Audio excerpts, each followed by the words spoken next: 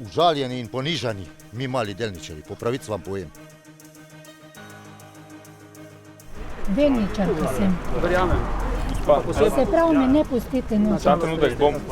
Tukaj počakajte. Trenutek bomo ostali. Jaz, Dober dan, gospa. Varnostniki me najprej niso pustili noter, so rekli, da bojo šli vprašati direktorja. Šli so ga vprašati, ampak on jim je očitno rekel, da naj me ne pustijo. Dobar dan.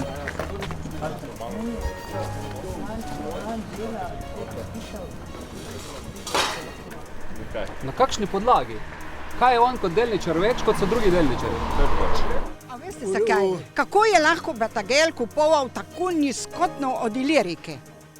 Je 0,78 jih je pa. Kot rečeno, tudi to sem gospoda Batagelja vprašal in njegov odgovor je, da si želi tudi on, da bi zdaj od te situacije, za katero trdi, da je bila očitno po njegovi interpretaciji neizbežna, skušal iskati skupen jezik tudi z ostalimi.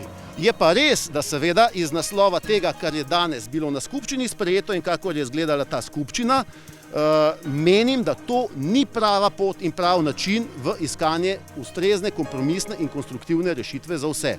To danes je izgledalo kot še en v koraku izsiljenih odločitev in rešitev, ki bojo brez nadaljnega spet predmet sodnih postopkov in sodnih preveritev. Žal.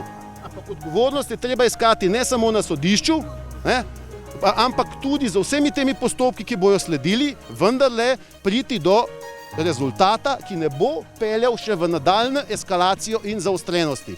Čemu smo priča?